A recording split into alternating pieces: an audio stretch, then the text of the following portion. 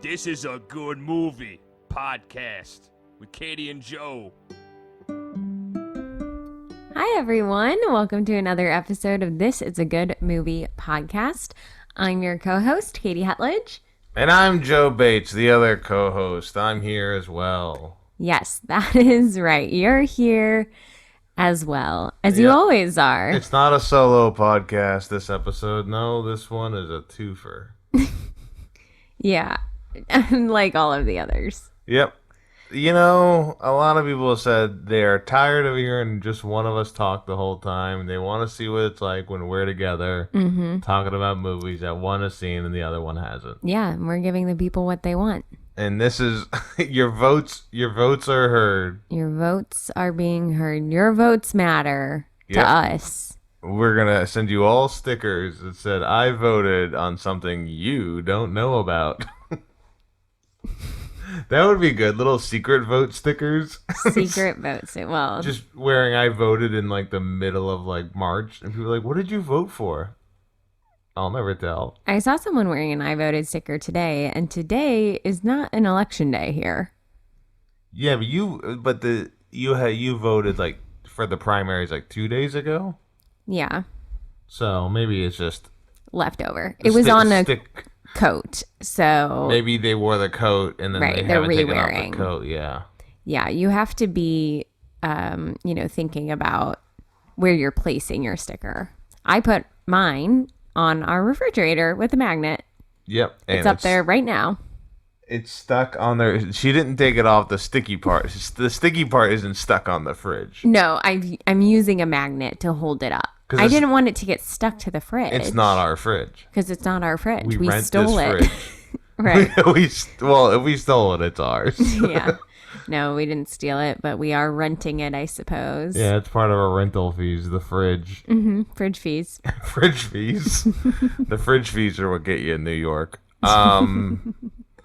But yeah, we're starting a new thing in the beginning. We've done it a couple times before. We're doing a little movie news. Movie news. And I'm going to do... So the issue of movie news for us is that we record these probably like 2 weeks before they get released. They don't need to know this. Well, they do need to know this because in 2 weeks, what if like Tom Cruise dies? And they're like, why didn't they do movie news about Tom Cruise movie news? It's movie cruise. Movie cruise. Movie cruise. Yeah, I guess if there is something that like big that happens and you're like, I bet that'll be movie news this week. It will be in 2 weeks. I just thought of an idea that I think you and I would both like and then immediately realize that it is a stupid idea. Okay. A cruise that shows movies.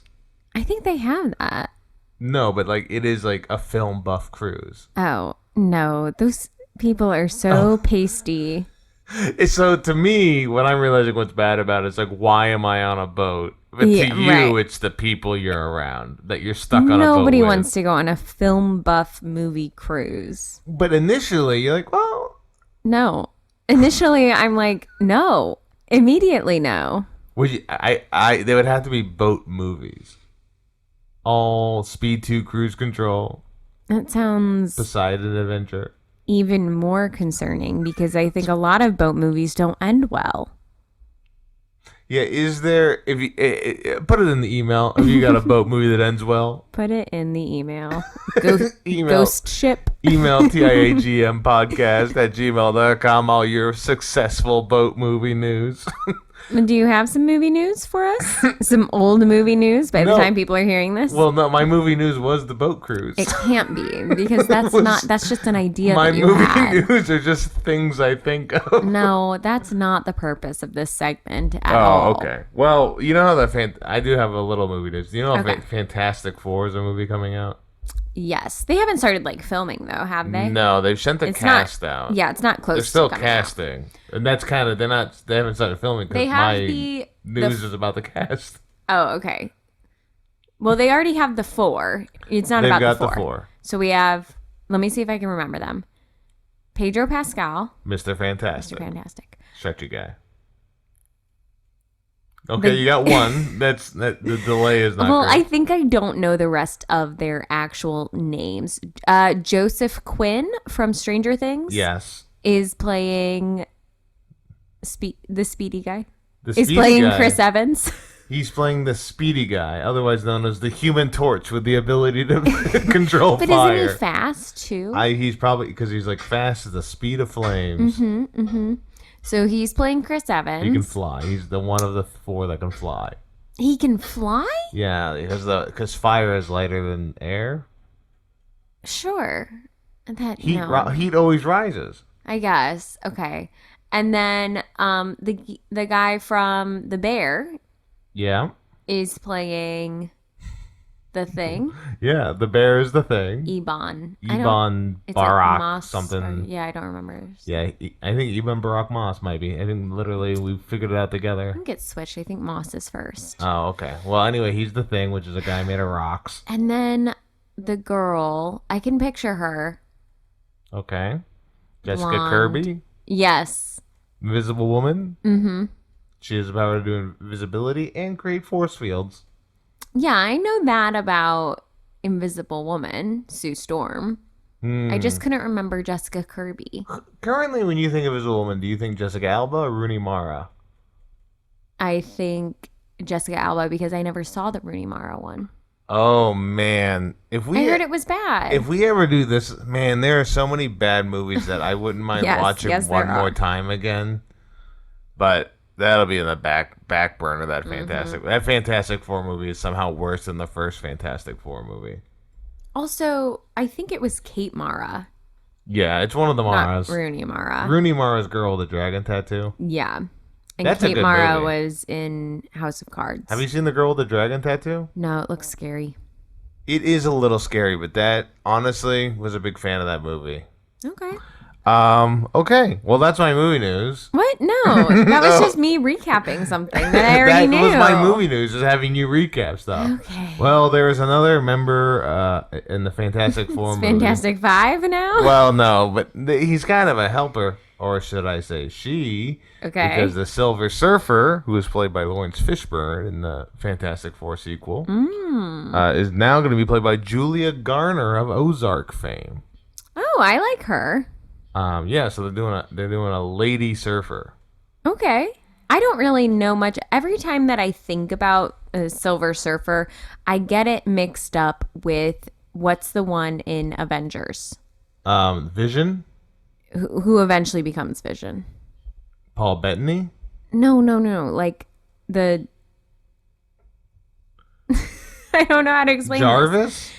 No, like he shows up and tries to hack Jarvis. Ultron. Yeah. Okay, all right, that makes sense. I was like, I don't know what else to say to what you're asking. So well, I don't know how to describe Yes. Ultron. Other Ultron than is I think it's the Silver a Surfer. sentient robot. Well, and that's why I always get them mixed up. So Silver Surfer is a character that comes from a different planet. That Galactus, who is like a planet, he eats planets. Mm-hmm. He goes to his planet, and Silver Surfer sacrifices himself to be a herald of Galactus to spare his planet. Okay. And so then he is basically just, what he does is goes to planet from planet to planet to see if Galactus should eat it or not. Does he also show up in like what it's like in the Zack Snyder cut? Am I just like completely making things up now? There is a big issue with what you just said. Oh no! The Snyder Cut you're talking about is a Justice League movie. So Yeah. that's DC. No, I know. Not Marvel. Well, so why but- would Silver Surfer show up there? Doesn't somebody show up? Somebody does though? show up. Who's- Martian Manhunter. Okay. He is the last of this one tribe of Martians. Listen, to me, Martian Manhunter, Ultron, and Silver Surfer are just one person. They all couldn't be different. none of them have the same powers. They're the same in my brain. That I don't know why it's racist, but somehow No, it's it can't racist. be. No. Ultron is a sentient robot. Okay. Silver Surfer is a guy on Sentient a robot. surfboard. And Martian Manhunter, I guess he is an Sentient alien. robot. Alien sentient They all robot. share one surfboard. And they all surf together. I think we should make that A TikTok? Brady Bunch. We should make that a Brady Bunch. Brady We Bunch should movie. make that Brady Bunch in Hawaii movie. a woman meddled man. I don't know how that song goes. And they An became alien the bunch met a of robot, and they had a surfboard. And Ultron is the maid. That's Alice. Yeah, there it is. Okay, wait. So Julia Garner Yeah, is playing Silver Surfer. Silver Surfer alien. No. Well, yeah, it is an alien. Okay. But I think there's going to be some backlash based on how people feel about Captain Marvel. Herald Of Galactus. Of Galactus, yes. Galactus. So you think there will be backlash? I think there'll be backlash. Because people hate women. People do hate women. Yeah. It's honestly, I'm over it. Well, the issue with a lot of this stuff. Stop hating women. The issue with a lot of this stuff, it was written in a time where you just made it a guy because that's what sold. Whereas before, like the Comic Code Authority or whatever the hell it's called came in, they had comics of all different genders and races and everything that were doing very successfully. Yeah, we watched that that docu-series. Which was really interesting. What was that one called? It was on Disney Plus. It's like Marvel 6. Yeah, look up Marvel 616. See, okay, Joe's looking at me like, you're an idiot. Look up Marvel docuseries. Well, when you said the word that helps it, yeah, that is more helpful. That is true. When you, I knew exactly what I was talking about. I knew you. Marvel 616. Which is learn about the history of comic books. Yeah, a little bit. Yeah, it's pretty good. That was a good episode. Yeah. Yeah. But then they were like, no more comic books. And they had to shut a bunch down. How people feel about like parents like, oh, video games are destroying my kids. They felt that about comic books a long time ago. So the Comic Code Authority came in and it made comic books cost a lot more and having to have certain tones to it. So they were like, well, we're going to do whatever sells the best and that is it. So they wouldn't take risks on stuff. And they just assumed it was the comic books for boys. But really, that wasn't even really true. Comic books are an escape for everybody. The girls were also reading comic books. That's what I learned in Marvel 616. Shout out Disney Plus. But the issue is now, like, when people come out, they're like, well, it's always been this way. Well, the reason it's been this way is because of terrible actors before. Yeah. So I think she'll be great. Yeah. I mean, I like her in anything I see her in, so I have no real reason to believe it wouldn't be good. I don't know what else I've seen her in, so. She was in this miniseries called Inventing Anna, which was about this crazy New York socialite who was like lying about everything, like created her identity and tricked a bunch of people and then like went to jail. Every time I think of that show, I think it's Kate McKinnon or Chloe Fineman, but I realize that's just SNL making fun of that show. Yes, yeah, and she had like a really bizarre accent. Yeah. So I think she's got range. All right. And she could take this on. Honestly, yeah, I'm not too worried how this is going to turn out. I mean, they're putting a lot of investment in the Fantastic Four to be the next thing, especially after like whatever this last phase of Marvel has been failing. Yeah, this is really going to be like a life. Yeah, I think Deadpool 3 will start like this big movement towards the next actual phase, considering Kang fell apart real fast. Yeah, we don't need to get into that. No, I know, yeah. But yeah, that was my movie news. Great movie news, okay. Joe. Thumbs up. And bonus great. Bonus content. No, not bonus content. I was going to say bonus good job for bringing up comic books, because the movie that we watched for today's episode is also a comic book. Yeah, that I kind of... Yeah, okay. Well, what movie is it? I was going to get into like the detail of this movie too fast. That's too okay. Furious. Too Fast, Too Furious. We watched Kingsman, The Secret Service, 2014 film from good old London, England. Okay. This movie is from good old London, England. What was the budget in the box office? Okay. So I already said 2014, directed by Matthew Vaughn. Budget was, I could find a range for you. It was somewhere between 80 to 94 million. This budget. Do you want to guess how it did? I have no idea. Okay. Box office. Kingsman, The Secret Service, 2014, directed by Matthew Vaughn. $414 million. It's pretty good. I'm starting to realize why they made 2 more. Yeah, and they are making another one. Yay! That's my movie news. That's interesting. So going back to movies we talked about before, Mission Impossible was a budget of 80 million and a box office of 458. So close. So basically, Kingsman is the new Mission Impossible. Well, and it's interesting because Kingsman is a spy movie, but it's like building upon all of the spy movies before it. And it kind of nods to a bunch of them throughout. So, yeah, I guess spy movies just do well. But actually, before we get into it, do you want to say... Spy movies are back, baby. Spy movies are back in 2014. Do you want to say what you thought it was before you watched it? Before we get too far into our notes. Yeah, so I feel like I wrote kind of what the movie is. And I think this is one of those movies that's pretty easy to kind of figure out what the plot is going to be. Yeah. But it doesn't deter, it doesn't make the movie worse because you're kind of like, I want what I'm going to get. Yes, 100%. So I wrote down, I imagine this is the start of the UK CIA and the case gets crazy with intrigue. And there's a Mission Impossible twist where the big bad is in the group itself. Kind of, but not really. Not fully exactly. It's not like really that. the main twist. So you're correct. This is about a UK. Well, they're not specifically UK. They're like a world.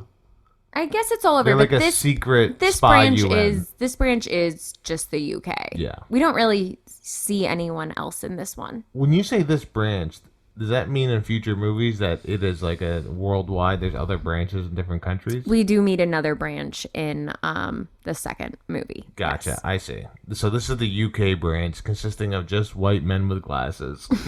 Well, the glasses are for a reason. Yeah, I know. They serve a purpose. Okay. Anyway, the movie is about the secret spy organization called Kingsman, and it's kind of simultaneously like introducing us to the organization and like what's going on with them, but then also introducing us to the main character of Eggsy, played by Taron Egerton.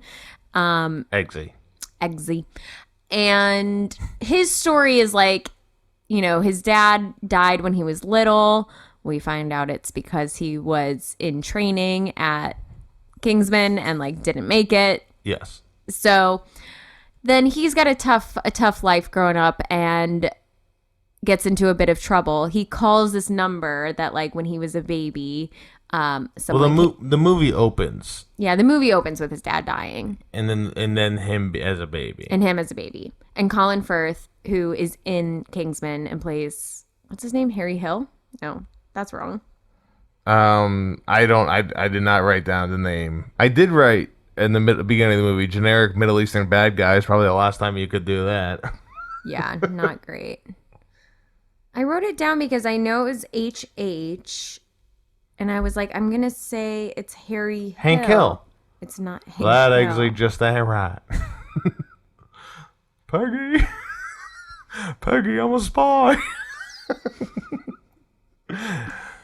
You're a spy, so Dad. annoying. All right, Dad.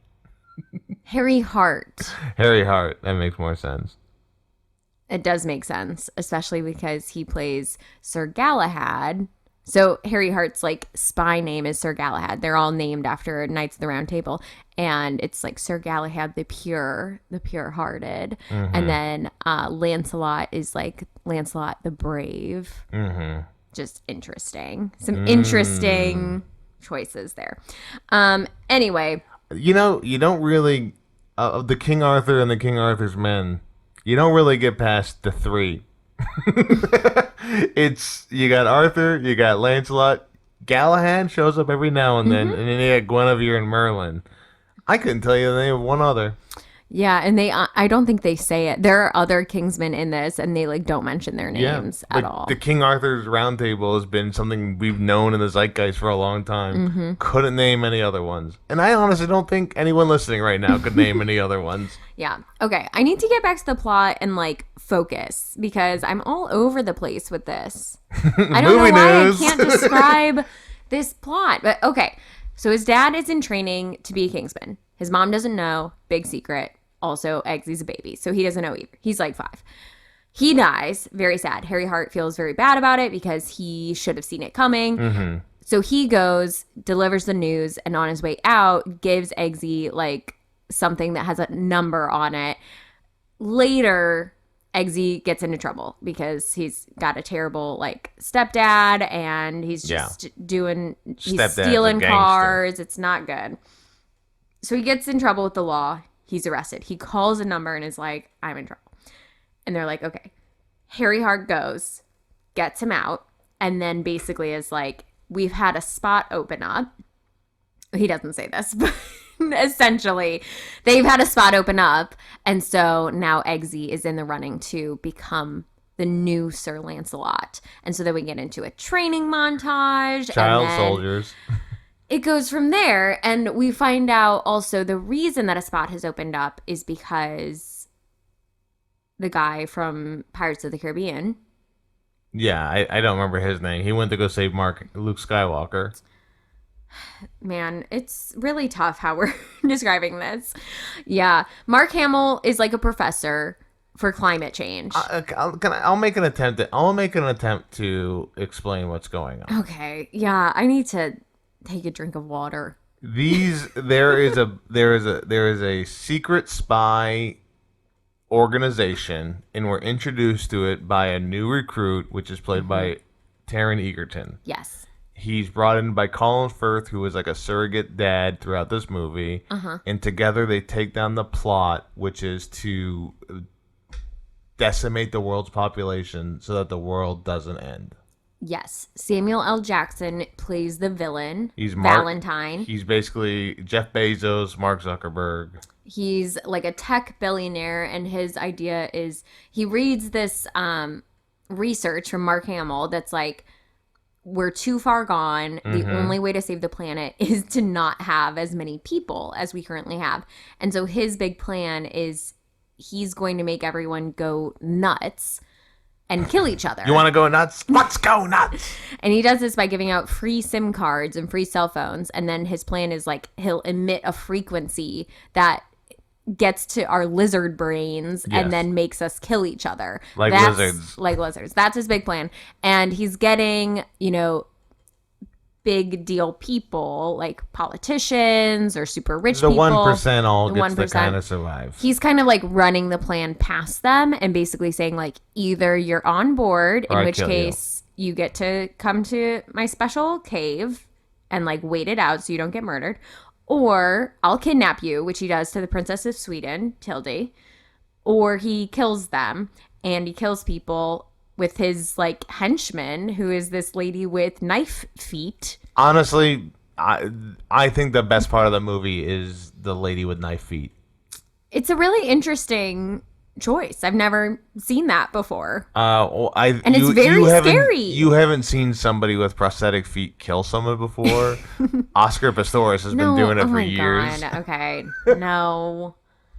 She has knife feet, so she slices and dices. She slices Pirates of the Caribbean, the guy who worked for the Royal Army, cuts him in half. Yeah, he's the guy who was wanting to marry Elizabeth Swann, Keira Knightley, in the first movie. Yeah.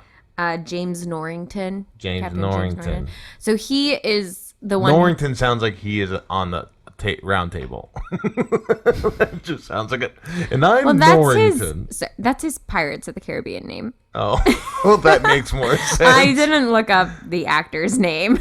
So you saw an actor, said he's a character. He said that's James Norrington. And then also Mark Hamill. But he's in the Kingsman, and he goes to try and like figure out what's going on, but she slices him in half. So then the Kingsmen are like, really, clued in to, okay, we got to figure out what's happening here. And now we got to replace James Norrington because he's been sliced in half. So now everything comes together. Everything comes together. And now the rest we'll just dive into as we go, I think. That sounds good because you telling this plot is it's bonkers. So painful. Well, here's the thing about this movie. It's crazy. It's a crazy movie. There's so much in it. It's like 2 hours long. It doesn't feel slow, but as you're watching, you're like, I can't believe there is still more to go because so much has happened. And I feel like there are a lot of parts here where it's like, the movie did not need to go as hard as it did. It did every time, which is why I love it. It's like Pirates. I love it. I would describe this movie it's a way harder R than I thought it was going to be. It is rated R, yes. And I was very surprised at that. Especially, like, we were watching the movie, and then there's a scene where Mark Hamill and the spy shows up, and he kills everybody there. Like, this is pretty cool. Very fun action shots. And then he gets sliced in half, which one thing for me, all I knew was Colin Firth is in this movie. I knew nobody else. But a lot of people are in this movie. So I thought that guy was gonna be like around for a long time. So I was nice to be surprised like that. Yeah. But he gets cut in half, and they just show the blood and guts of him being cut in half. It's a very gory film. And I'm like, all right, this is the movie we're getting. I just look away sometimes in this film. Yeah. Yeah. The only other thing that was a surprise is I'm not 100% sure, but I thought Samuel Jackson is in other Kingsman movies. No. So because of that, I was like, wait, he's a bad guy? Like, everything he's saying makes total sense. I can't believe he's a bad guy. Yeah. I don't think I could take any more movies with Samuel L. Jackson's lisp in this. That was such a strong choice, and I don't love it. But it's something different, so... I wrote Samuel Jackson finally makes a choice, and it's a lisp. Yeah. Also, this is also something, and we're still stuck at the beginning of the movie. I know, we can't get Katie away. Katie asked me if I knew who Mark Hamill was. Mark Hamill's on the screen, and Katie goes, do you know who that is? No, I waited a couple minutes because I thought you would say that's Mark Hamill. And you didn't, so I was like, maybe he doesn't know. I assumed everyone knows who Mark Hamill is. The voice of the Hobgoblin in the Spider-Man animated series. But I didn't think you would know he was going to be in this film. So no, I thought liked it would be a fun surprise. It was a very fun surprise. Okay. He did a little bit of his Joker voice in the Batman series, which I liked. I appreciated. And then I was like, is he going to be like the guy they got to get? Like, is what he's doing important? No, not at all. No, he's dead. He blows up. His head blows up, and then Colin Firth gets knocked unconscious. Colin Firth in this movie doesn't have a good time. No, he gets very much beat up in this film. He makes a choice to get somebody killed. He gets knocked. He watches a guy blow up in front of him, gets knocked out, and then we can get to the church. Yeah, we will definitely get to that later. Okay, so where do you want to dive in to I think this movie? We've covered the beginning. So Taron Egerton is introduced. Eggsy is introduced to the spy organization that is like. The way they're introduced, they go down an elevator way too far, deep into the ground. They get on a tube, takes you to the secret thing where it's like very unbelievable. And when this happens, I ask you, is this based on a comic book? It is. And that's when because I was like, this wouldn't make sense because it's so outrageous for this to be someone's imagination. They go in through a suit shop. Kingsman the suit shop is really cool. Which is a big part of the whole movie. That's where they keep all their secret weapons and they get their suits. Yeah. Yeah, that's fun. But when they get in the tube thing, the train, like the subway to take them down, the way it looks kind of looks like a League of Extraordinary Gentlemen, which is also based on a comic book. So everything, I was like, okay, this has got to be comic book because I just feel like there's just it's a little bit extra. Yeah, so the comic book, it is a series, but the first one was published just as The Secret Service. It wasn't called Kingsman. When did it come out? They later... I don't know. Okay, look it up. We got time. You can pause. There's no stress.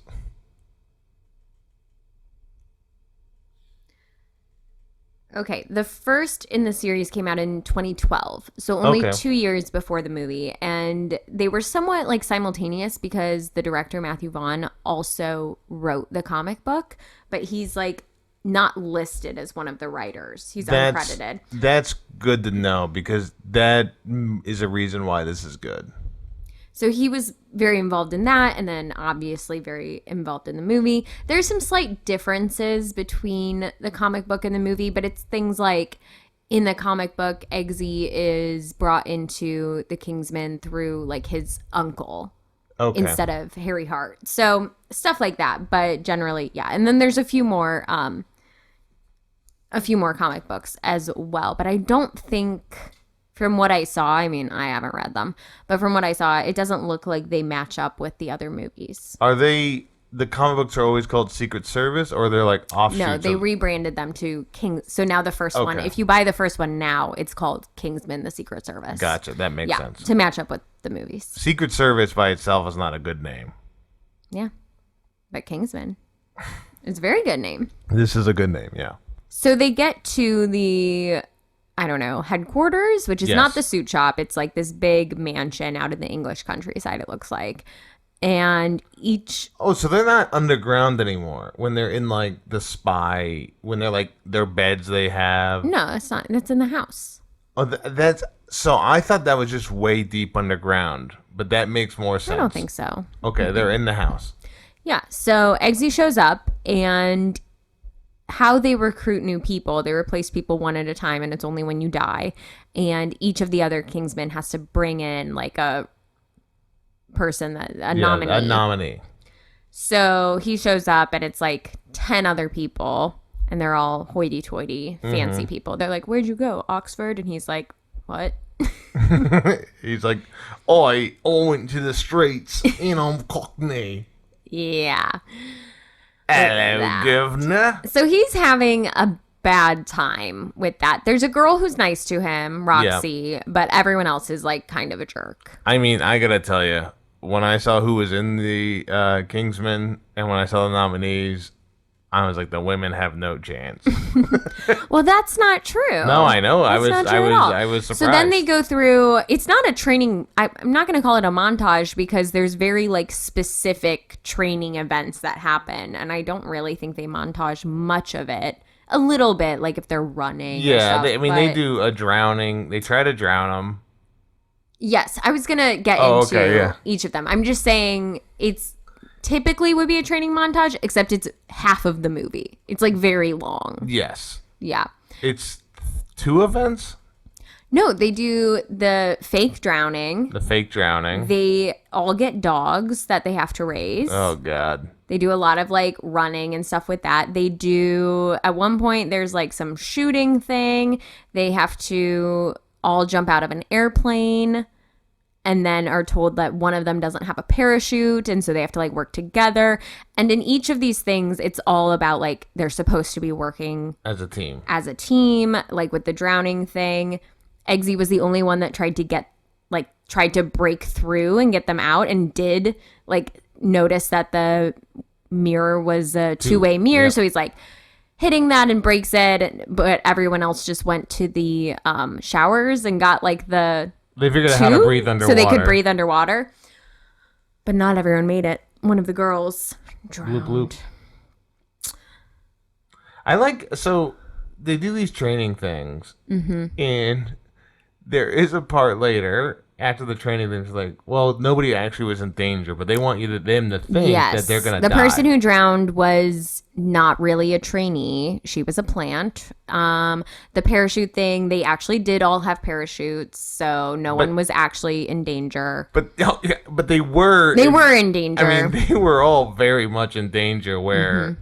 Well, in all of these, the only people that are like standing out and really looking out for each other are Eggsy and Roxy. Yeah. So they become the final 2. Oh, there's the one where they almost get run over by a train.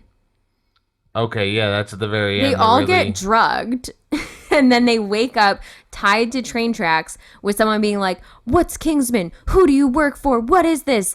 And which couldn't be more obvious what was happening. I mean, yeah, us watching it, it's obvious to us, probably not obvious to them in the moment. But one guy like totally gives it up, and so then he gets eliminated, and Eggsy and Roxy both did not. So it comes down to the final task. Down to the final task.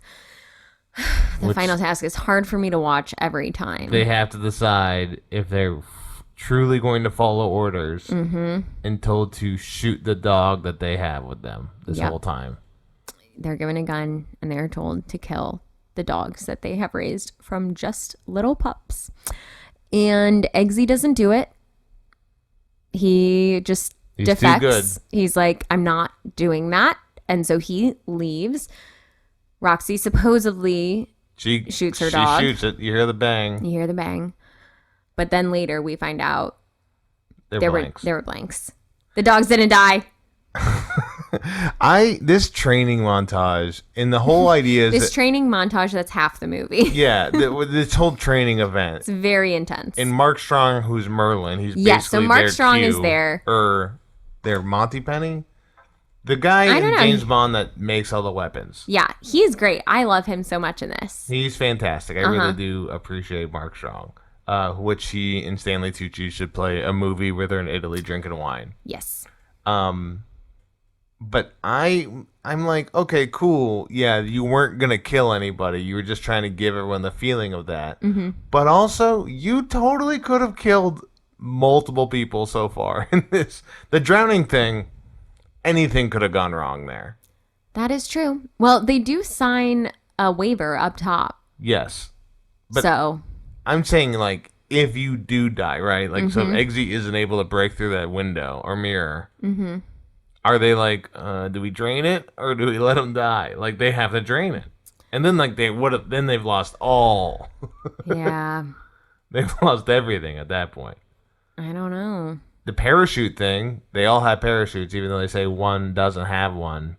And honestly, those two people should have died. Well, yeah, so Eggsy doesn't ever deploy his parachute because he insists that everyone else does theirs first, tries theirs first. So he, like, doesn't get around to doing his because he just assumes he doesn't have one since everybody else did have one. And he, like, confronts Merlin about it. Teamwork almost killed him. Yeah, teamwork did almost kill him. So we get to this point where now Roxy is Lancelot. Mm-hmm. Everyone is mad at Eggsy. He, like, goes to confront Harry Hart, who's kind of, like, puts him in his place while the training has been happening. Also, his place is like, it's a blank, you idiot. Like, you should have known that. Like, he was like, we only kill people when it's absolutely necessary, which is important to know for later. So this whole time the training montage has been happening, Harry has been trying to figure out what is the deal with this Valentine guy because he's like, okay, he had a connection to this Mark Hamill professor. We know that people are potentially their heads are blowing up because of something that was inserted behind their ears. Are blowing up. They're like, why are people's heads blowing up? And if anyone has a scar behind their ear, they're clearly they have evil. An implant and they're being controlled by Valentine. So he, like, goes over to Valentine's house. They eat McDonald's. He's like, this guy's very suspicious. Do you think McDonald's is the sponsor for this movie? Yeah. Okay. I do think that. Just a bunch of McDonald's on a silver platter and both of them talking about how good McDonald's is. And then they find he is like, okay, the next place that Valentine's going to, like, do something bad is at this random church in Kentucky. Yeah. So he it's kind of hinted at where they're like, why is he focused on this church? Yeah. And it's like a really awful, like, hate-filled Westboro church. Baptist yeah, like church. That kind of church. So Harry catches wind God of this. God hates spies. And he's like, I have to go deal with this. So he leaves Eggsy and he's off to do spy work. Yeah, he's off to go. I think there might be, like, some other stuff that I'm skipping over, but there's just, like, Taron Egerton. Eggsy, like, goes home at one point, sees, like, his mom, his baby sister. Gets in trouble with a gangster again. And he's, like, gonna fight with the guy, but then he's stuck in the car and the car takes him back so he can get a talking to. Yeah. They are still trying to figure out the spy stuff. Mm-hmm. And Harry had been knocked out for a long period of this. Yeah. He was in a coma. He was in a coma, but then he pulled through. Because Mark Hamill blew up in his face. Right. That'll happen. And he got up. He was fine. Mm-hmm. What a big thing of them is being a gentleman. Yes, they're English gentlemen. Now, what do you think of that? Do you think that's important to being a spy, being a gentleman? I think well, no, not necessarily. There's plenty of spy films where that is not the case. Yes. Charlie's Angels, Mission Impossible. But I think it's a play on, like, James Bond. No, I mean, I get what they're going for, but I'm talking in logistics. Being proper and polite. And just imagine it isn't as important in spy work in the modern spy work these days as people want to make it out to be. But I think it's their thing. It's their brand. And so their suits are... I love this. I love that the secret spy service that nobody knows about is very on point for branding. They all have their little computer glasses. They have their little umbrellas that have poison in them or something. They've got, bulletproof suits. It's a whole thing. Okay. They did a like when this movie was coming out to promote it, they teamed up with a suit maker, Mr. Porter, and had an entire line with like 60 plus items of Kingsman stuff. So you could buy suits that were in the film. You could buy like the shoes, Oxford's Not Brogues. They had the umbrellas. Like you could just buy a bunch of Kingsman merch through this like legitimate suit maker. Do you have any like prices or anything for that? Were they like suit prices? Why? The fun fact that I looked up was that they had this. I don't have the prices. Like, what are these follow-up questions? I'm sorry. I'm sorry. I'm just treating it like our audience would and be wondering about it. No one else is wondering that. It wasn't like crazy expensive. That's what I'm saying. So someone could buy it. That's what I'm saying. It's not like $1,000. Limited edition type thing. It's more like a normal person could look like a Kingsman if they wanted to. It's like they did a Target collab. Okay. So he gets to the church. The Westboro Baptist Church. Harry Hart and gets they to the Kentucky are... Church. This is the second part of the movie where I gasped a little bit. Mm-hmm. It is a mainly white people church. And by that I mean all white people church. Mm-hmm. And the guy is just saying the N-word. Oh, yeah, that was awful. And I was like, I don't like this. Well... Maybe that's intentional, though, because then you don't feel as bad about what happens Oh, next. yeah, I know why they did that. Cause they're like, these people are really bad. You don't need to care about them at all. Truly, whatever happens to them next, they earned it. Even the women. Yeah. You'll notice there are no children in this, really in the film at all. Because they didn't want to show any violence towards children. Except the baby. But there's no actual violence towards the baby sister. There's just spy grooming for the baby. But no, so there's no kids in the church scene. There's no kids like in the end because they just didn't want to show kids dying. So what happens is they're basically turned on to their lizard brains, as Katie mentioned earlier. Yeah, so Harry Hart goes in, he's like chilling, and then he's like, I think something's wrong. He starts to leave, but he doesn't make it out before Valentine across the street presses the button and bing, bing, bing, everyone goes frequency insane. Goes off just in the church. And yeah, everyone goes nuts. They start killing each other, and unfortunately... Harry Hart, Galahad, is very good at killing people, and he murders everyone. All of them. Absolutely everyone is dead in that church. Yeah, it's very intense, very cool shots. A lot. Yeah, I was gonna ask what you think of like the fight scenes in this because they have kind of a distinct look to them. Every now and then, like the sped up action shot, I was like, this feels a little off. Mm-hmm. Sometimes it looks cool, but then sometimes, like I think, especially in that scene, got overused too much. Yeah. And I think it should make sense for 60. I think Colin Firth is probably like 60 at this point in this movie. I don't think so. I have no idea how old. 10 years old now, so No, he's not probably like 50 something. You're right, because he's not like 70 50s. now. He's pretty young in this. Okay, so it just felt like to make up for other. Sometimes it was like to kind of hide other people's ability to do action. Because they don't do a lot of that with Taron Egerton. Did you like the earlier fight scene in the pub where Harry like beats up the guys who are picking on Eggsy? Yeah, there were some cool shots. Again, that's when I wrote the sped up action shot. Seems a little off, but it does. It's nice to see one guy versus like 5 guys, then a group all fighting each other. It's hard to choreograph, I imagine. Yeah. So the fight scenes in this, they film them in a way where the camera is always centered. So your eye never leaves the same spot.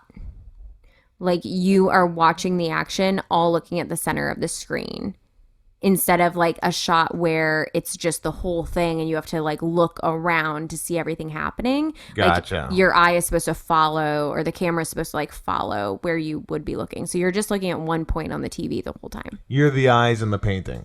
Sure. Yeah. Gotcha. So I think that's good. It's some interesting choices in the fight scenes because of the murders.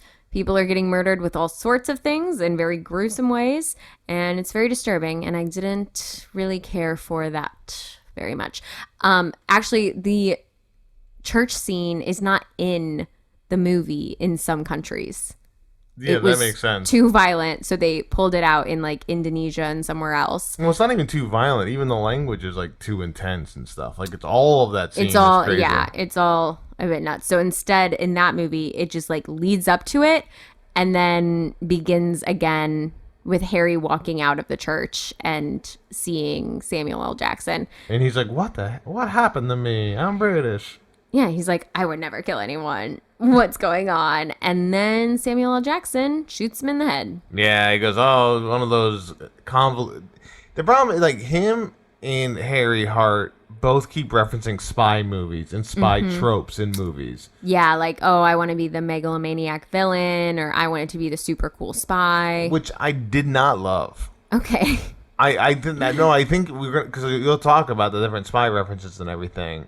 They're very blatant. That's what I really didn't like. It's like, okay, just do your movie, man. Like that's how I was like, just do your movie. Stop reminding me of other movies. Like you're good enough. Yeah, I get that. I think it was just really intentional. Like earlier in the film, Eggsy names his dog JB, and the guy's like, oh, do you mean, is that like for James Bond? And he was like, no. And he's like, oh, Jason Bourne. And he's like, no, it's Jack Bauer. Like they frequently reference actual spy movies and TV shows. So I think it's just like a choice that they made really go all in on that. Yeah, I mean, I understand that it's a choice they made. I just did not like that choice. Okay. Before and also, Harry's wearing his glasses. So Eggsy is watching all of this happen. He's watching firsthand Harry kill all these people, and so is Merlin, and so is Arthur, who's like the head Kingsman, played by Michael Caine. They're all watching, and they're all like, uh-oh, and then they all see Harry die or get shot. The glasses turn off. And the glasses turn off. I did like the Samuel Jackson just killing him. I did not think that was going to happen. But it makes sense because Colin Firth just killed a bunch of innocent people. So I was like, you got to kind of have to kill that guy now, or he's got to deal with that. But at least if you kill him, there's no repercussions for him later down the line. Like, he should go to jail. Before we get into the final part of the movie, the big plan, the reveal, everything, I did want to mention that when they're doing the training thing, that there is nobody worse in the world than college-age British kids.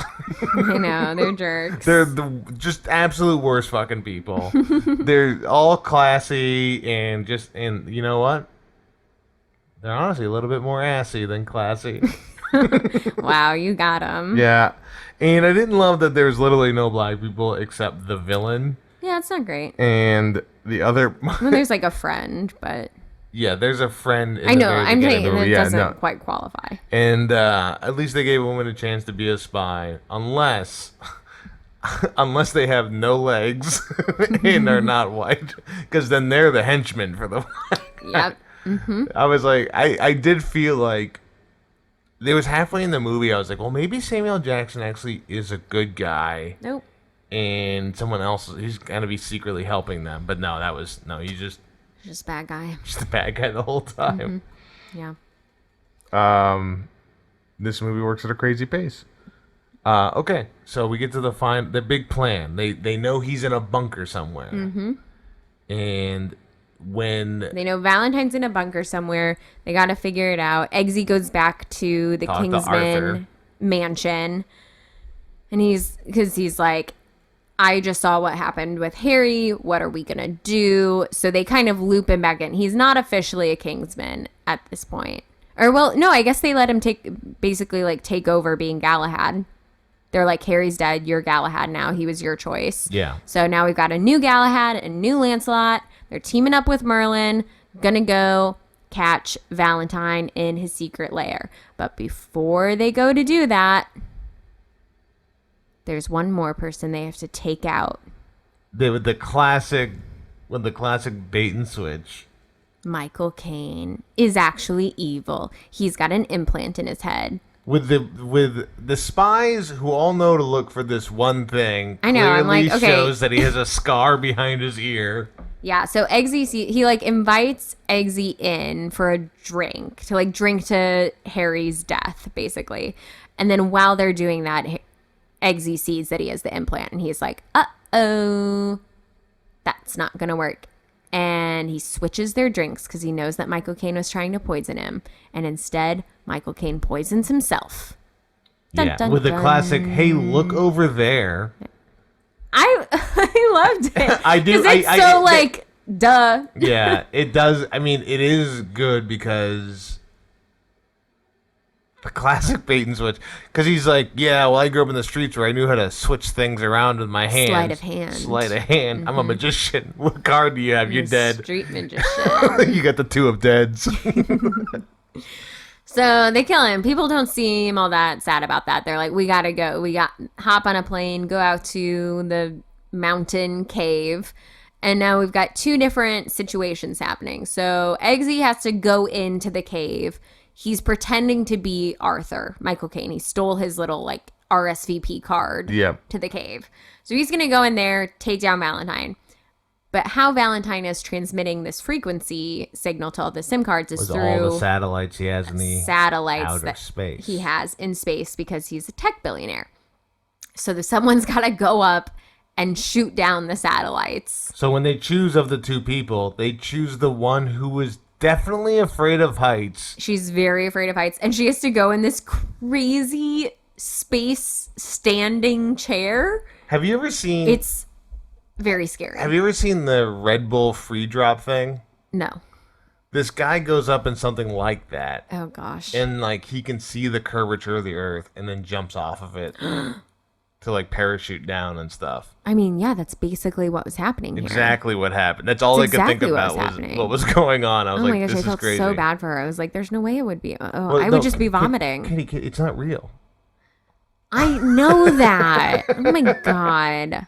The face that you just made at me, considering divorce right now. All right. Well, we'll see by the end of the episode of the next movie. I choose a marriage story. Mocking face. Well, joke's on you because I've already seen Marriage Story. My hand. I mean, long story short, she flies they up. Win. She has to shoot a missile at a satellite. And there's some mishaps, but she gets it eventually. Yeah, it was kind of very much oh, she'll get it. Even when things are not going well, they're like, she'll get it. It's not a big deal. Did you notice that while this is happening, Valentine is like, oh no, one of my, it gets shot down, and he's like, oh no, one of my satellites is down. I need another satellite. So he calls someone up and is like, hey, E-Man, I need to use one of your satellites. Oh. And it's supposed to be Elon Musk. Wow. Yeah. So Elon Musk is sort of represented in this movie and is in Iron Man 2. Uh-huh. He's everywhere. Tech billionaires. You can't have them without Elon Musk showing his terrible, terrible fat face. So now Eggsy has to pretty much just like kill Valentine to keep him from putting his hand on the sensor that like is the password, blah, blah, blah. He just fights a bunch of people in this. But Valentine's plan with all the people that are there and like his big thing and the people, they're all like, I would say 80% over the age of 50. No, I thought there were a number of younger people there, like people in their 20s and 30s. Okay, to me it looked like he was just saving older people. Like, this is that a one terrible guy is plan there. to repopulate. Yeah, the guy who came in there. third. That's why I said 80%. He's there because his parents are rich, and he's a total jerk and makes everyone aware that Eggsy is not supposed to be there.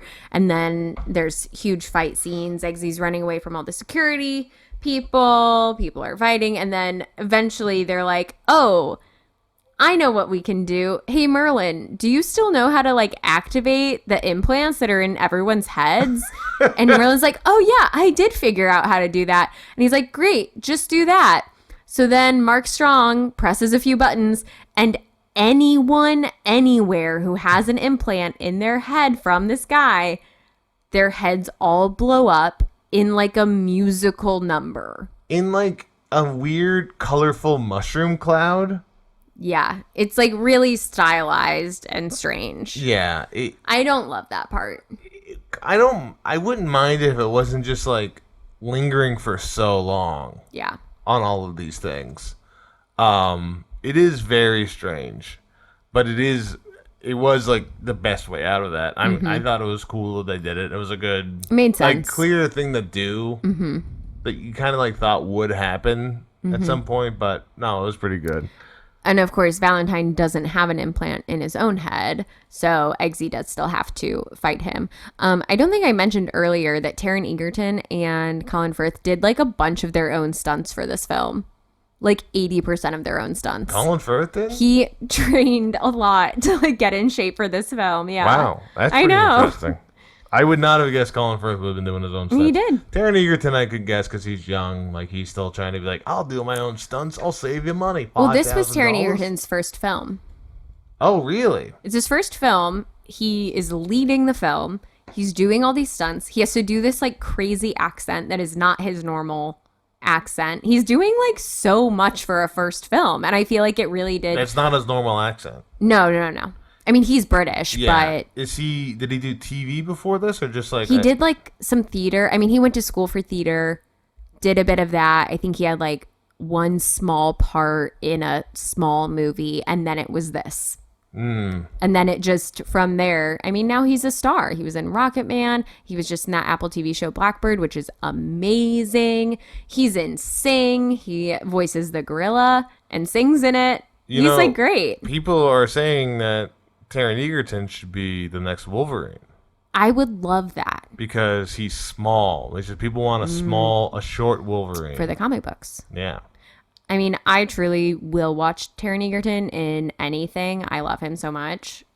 And I love these movies. I did like that she shoots the satellite down and then immediately he's able to fix it. Yeah. And I wrote, Lancelot didn't do much. Honestly, probably wouldn't tell her about that, though. I wouldn't go like, hey, what you did wasn't a big deal. Right. So he gets in, all the heads explode. He fights Knife Feet. Fights Knife Feet, fights Valentine. He's victorious. They do a jump in the middle of the fight that I hated. Where they're both in the air, like 10 feet in the air. Like they gotta jump over a basketball hoop. And the Knife Feet? Yeah. Yeah. And the idea is that she's coming Knife Feet, he's got a knife in his foot, he out knife foots the Knife Feet. Poisons her. Yeah, that's the one thing. You can't, if you got to bring a Knife Feet to a Knife Feet battle. You got to. You brought regular Knife Feet to a poison Knife Feet battle. You gotta make sure it's poison first. And then he kills Samuel Jackson with a knife foot. Yep. The Knife Feet do the most killing in this movie. The Knife Feet and then just Harry Hart. Just Harry Hart. They have equal kills for this. No, he killed someone with the American flag at some point. Yeah, it's crazy. It's so crazy. And then we get to your favorite part of the film, I think. Oh, geez, Louise. So he's got the Swedish The Swedish princess Tilde, who refused to go along with Valentine's plan, but is kidnapped. So he kidnapped her and put her in the cave. So she's been imprisoned. He goes to Taron Egerton, just randomly runs into her and is like, "Hey, I'll get you out. What will you do if I get you out?" And then she's like, "Oh, I'll give you a classic BJ." And then he's like, "Okay, well, I gotta save the world first." And then she goes, "If you save the world, you can do a classic AJ." Yeah. Right in the butt. Pretty bold. Pretty bold statement. She says that was the third time in this movie where I go, "What the fuck?" I know. She's like, "If you save the world, come back here." And then he goes back there, and they show way too much about what's about to happen. Yeah. They show her butt. They show her butt and her turning back going, "Hey, we're doing the thing I mentioned." I was like, "Oh my gosh, I thought this was going to be a classic bait and switch, but this is only bait." Matthew Vaughn said that ending is based on, there's a James Bond ending. Well, kind of two James Bond endings. One where like often James Bond is... This is a Swedish princess ending. Oh my gosh. There's like the end to James Bond movies where he's sort of caught with women in bed. Yeah. So there's that trope. And then there's also, I guess, specifically, and I really haven't seen James Bond films. I keep meaning to see them all, and then I just keep seeing Mission Impossibles. Yeah. But I guess there's one where he's like, he says, like, preparing for re-entry. And so Matthew Vaughn said that this ending is like that, but taking it up a million notches, basically. Yeah. He was just kind of like, you know what, we're just going all in on these like spy films and doing them, but like to the most extreme, like with people's heads blowing up. And he's like, we're just gonna go for it. And so they did. And yeah, it's not my favorite choice that's made, but like I get where they're coming from. Somehow immediately after that is the worst choice in the movie, which is the credit song. Oh yeah, the credit song is so awful. It doesn't match the tone of the rest of the film at all. I can't even explain. What movie do you think would be the movie for that credit song? Like something on ABC Family? Yeah. Yeah, exactly. Not Freeform, ABC Family. Not Freeform. Just to be clear. So 2004, ABC Family. End credits. I hated that. It made me so mad. I was like, this was such a great film, and then why are we ruining it? Yeah. Ugh. I did think at the end of this movie, after everything was saved, even though the world did go violent for a while where they were attacking each other. Very brief. People definitely did kill their family members. I did write. It was like for 7 minutes. I wrote as a note, I go, is this a world you really want to live in afterwards? Yeah, people are definitely not looking at each other the same way. Oh, Obama's head exploded in this. No, it did? Wasn't Obama with Samuel L. Jackson helping him out? They show Samuel L. Jackson briefly talking to the president of the United States. The silhouette looks kind of Obama-ish. Yeah. Like his hair. They don't show if he actually gets an implant or not. Okay, I thought they showed. So we'll assume no. They showed the prime minister, the Swedish prime minister's head explode. Mm-hmm. Kind of fun. So then it was just, they were like, Sweden's the only country we can kill the leaders and they won't say anything. Yeah, I don't know what the fascination was with Sweden for this, but yeah. I know what the fascination was. Yeah, this, and then I wrote, is this a world you still want to live in afterwards? Like, she tried to kill her baby. Yeah, so at one point, Eggsy is like, Roxy, call my mom and tell her to put, I don't remember the kid's name, tell her to lock baby sister in the bathroom and like throw the key under the door so she can't get in. And so she does that. Which is crazy that she did that. Yeah, I guess she just really trusts Eggsy via Roxy. Eggsy's proxy. Proxy Roxy. Proxy Roxy, yeah. And so, yeah, you do see, like, the mom is, like, trying very hard to get through the door and almost succeeds when, thankfully, Eggsy saves the world. Classic Shining. Yeah, very scary. Mommy's here. No, that's not good.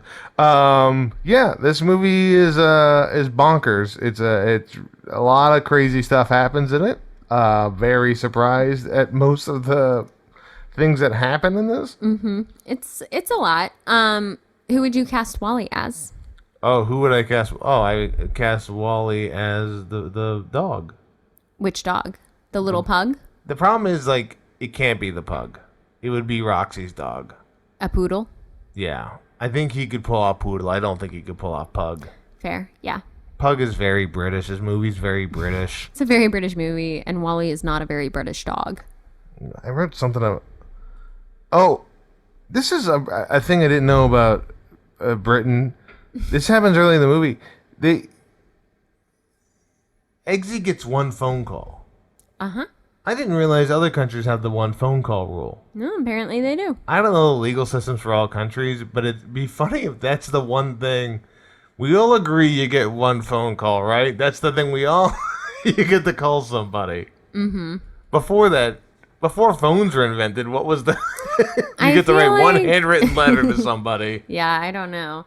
I'm guessing that most, like, Western criminal justice systems have some similar you can processes. Contact somebody to find you. Yeah. They want you out of there. Yeah, right. So Wally is the other dog. I know Okay. it's like cheap, but I feel like it makes the most sense. That's fine. Because everyone else dies in this movie. They don't all die, but yeah, that's going with the dog is a safe bet, I would say, for this one. Do you have any takes on this movie? Good, I do bad, have some or takes. normal? Okay, which one do you want to start with? I'm gonna start with my good take. Great. What is it? My good take is I like how Colin Firth has all those headlines on the wall of his office. Oh yeah, he has headlines from newspapers the day after he like stops something really bad from happening. It is really cool, and I think that's like an interesting thing. And it's something I kept thinking about the movie. I love the like set design for this film. Yeah. I really thought it was great and like very detailed and very thoughtful. Mm-hmm. We didn't mention Samuel Jackson like was tracking Colin Firth with some stuff he drank, so like he kind of figured out everything about the Kingsman. Oh yeah, he shows up at the store and stuff. Yeah. And wears a terrible suit. Yeah, it's not good. I really like the newspaper headlines, but I gotta tell you, the newspaper headline the next day after Taron Egerton's thing is definitely gonna be about the thing that happened. Yeah, he's gonna have to choose something else to be his like just thing. do the sports section, Right. Oh man, this game ended due to violence. Crap. Yeah. This was the Doonesbury comic the day I saved everything. Doonesbury didn't mention it this time. My bad take is, and I think this is more a bad take, like this is a bad thing to do in movies because I'm tired of it. Okay. But I am tired of secretly this kid has been training exactly for this job he did not know he was going to have to do. So we don't have to worry about getting him up to speed. So no, Taron Egerton, no, Eggsy does require a lot of training for this. However, there are a couple of things that Harry Hart what were mentions the couple things? at the beginning. Like, Top grades in his class. used to get really good grades. Top marks, like best in his class. And Was in the Marines for a few years before he stopped. was in the Marines. And was like the champion under 10 gymnastics person. What a crazy... I was like, So what he the can fuck do is this? flips and parkour. Yeah, I understand what it is for, but it's like, I'm so sick of like, oh, we're going to bring you a secret organization. Huh, luckily, you're perfect for the job. I get that. And like, I also might be annoyed with it. But the fact that they would do this under 10 gymnastics thing is like so funny to me that I'm like, okay, that's fine. It feels almost like they're poking fun at it. Yeah. I hope it's like just the line enough that they could be poking fun at it, or it could be terrible writing. It really is. Could go either way. It's it's balancing on a balance beam that if I was under 10, I couldn't do it. Taron Egerton would have done it perfectly. What's your normal take? My normal take is I like that they're drinking whiskey in every scene because it's classy, and not that they're low-key alcoholics dealing with the terrible trauma and PTSD of constant murder. Yeah. They do drink a lot in this film. There's just every scene they're like, well, you want to be a gentleman? I'll tell you how to be a gentleman. Don't even help your mom getting beat by that guy. You'll get to it later. We gotta go do spy stuff. I'm in a coma. They're not usually drunk in the movie. No, I know. You're adding that. I would think the people that watch the movie would know I'm adding it. Those are my good, bad, normal takes, and I gotta be honest, I think that's my best job at doing that. Thank you. I appreciate that. Well, that's Kingsman. The Secret Service. The Secret Service. Do you think this is a good movie? Oh, we're at the part right. We are, yeah. Yeah, I'm so. Ooh, is this a good movie? Now there are issues with this movie that I think are weird and I don't necessarily like. Okay. But overall, this was a very breezy 2 hours with a lot of stuff in it. It didn't feel like it was too much. It's nonstop fun. It didn't feel like a Spider-Man 3 where it's too much packed in a movie, so it made it a bad movie. This is a good movie. Yay! Yay. Applause, applause, applause. All right, let's watch the second one. Okay, well, I haven't seen it yet, so you have to wait at least an episode. Okay, what are we going to watch in the meantime? We are going to watch, in the meantime, is a movie made in 1989. Okay.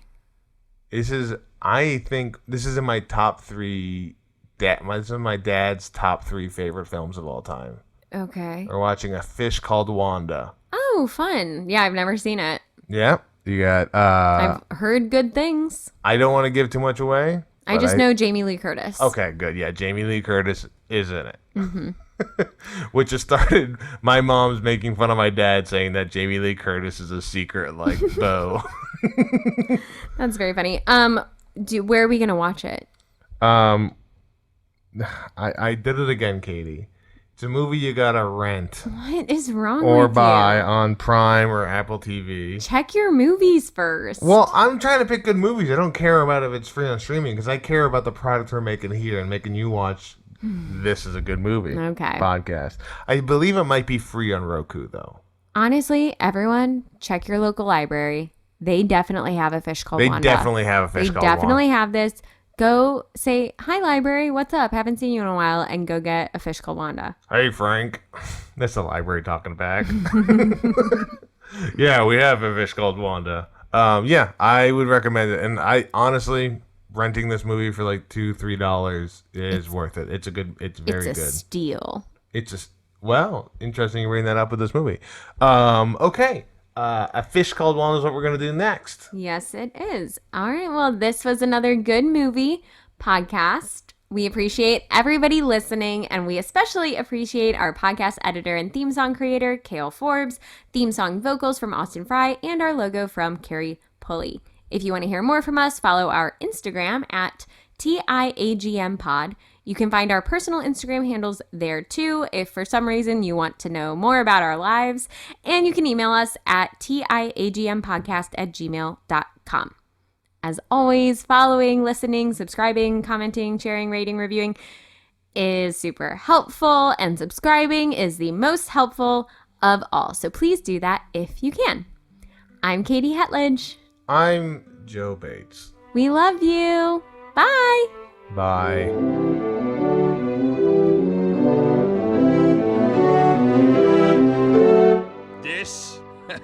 This is a good movie podcast with Katie and Joe.